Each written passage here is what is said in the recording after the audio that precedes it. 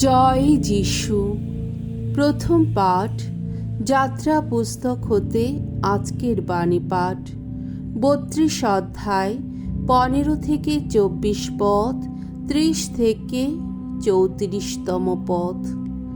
বাছুরের মূর্তি পূজা করে ইসরায়েলীয়রা মহাপাপ করল। বাছুরের মূর্তি পূজা দেখে মহারুষ্ট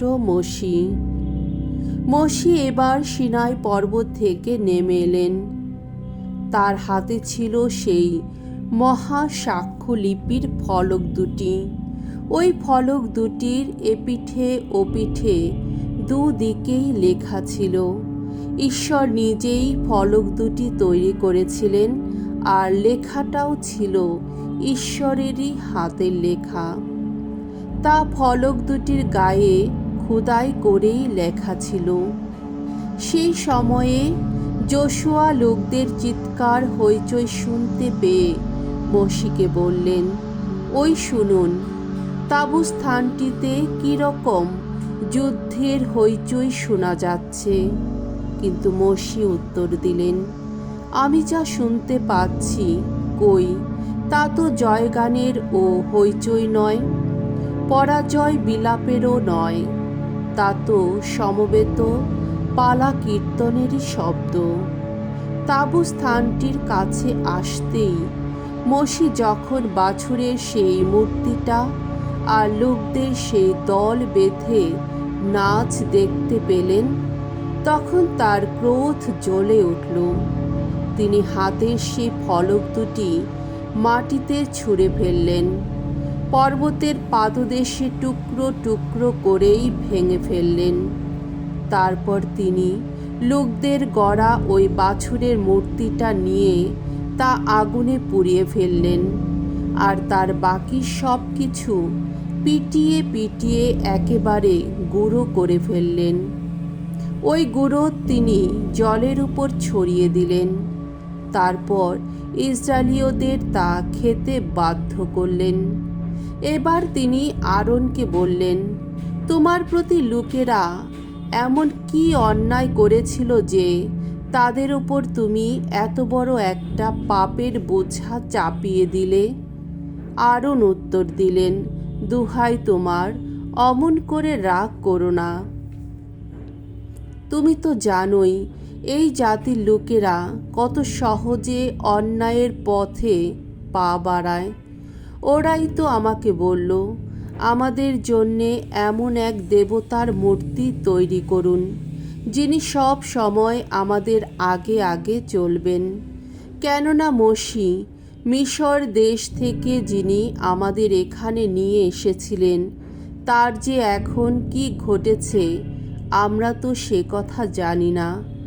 আমি তখন উত্তর দিলাম, যার যা সোনার গয়না আছে সে তা খুলে ফেলুক। তখন তারা সমস্ত সোনা আমার হাতে তুলে দিল, তা আমি আগুনের মধ্যে ফেলে দিলাম।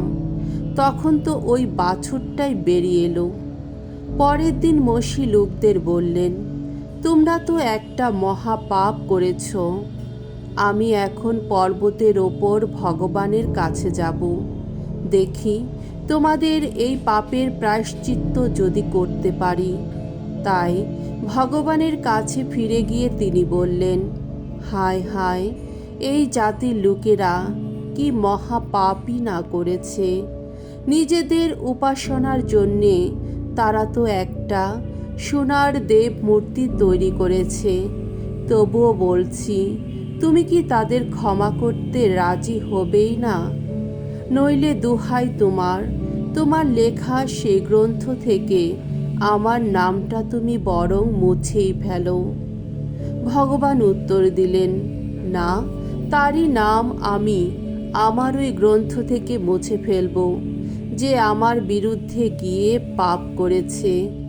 এখন যাও, তুমি যে দেশের কথা তোমাকে বলেছি, তুমি এখন সেই দেশেই লোকদের নিয়ে যাও। জেনে রাখো, আমার দূত সব সময় তোমার আগে আগেই চলবে। তবে শাস্তি দেবার দিনটি যখন আসবে, তখন আমি কিন্তু ওদের ওই পাপের শাস্তি দেবই দেব। প্রভুর বাণী। ঈশ্বরকে ধন্যবাদ। সাম সঙ্গীত 106 অধ্যায় 19 থেকে 23তম পদ। ধুয়ো, ভগবানের গুণগান করো, আহা চিরকালেরই তার দয়া। হরেব পর্বত এলাকায় একটা বাছুর মূর্তি গড়ে রাখল তারা।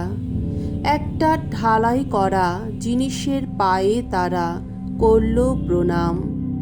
তৃণভোজী একটা বৃষের বিগ্রহের সঙ্গে তারা আপন গর্বের ধন যিনি, তারই করল বিনিময়। তারা তো ভুলেই গেল তাদের রক্ষাকর্তা ঈশ্বরের কথা। সেদিন মিশরে যিনি সাধন করেছিলেন সেই সব কীর্তি সুমহান। হাম বংশীয়দের দেশে যিনি ঘটিয়েছিলেন অপরূপ কত না ঘটনা। লোহিত সাগর তীরে বিস্ময়কর ভয়ঙ্কর কত না কিছুই। সেদিন তিনি বলেছিলেন তাদের বিলাপ ঘটাবেন তিনি, কিন্তু তার মনোনীত জন মোষিত তখন প্রাচীরের ছিদ্র মুখে তার সামনে এসে দাঁড়ালেন। তাদের উপর যেন নেমে নাই আসে তার বিনাশী আক্রোশ।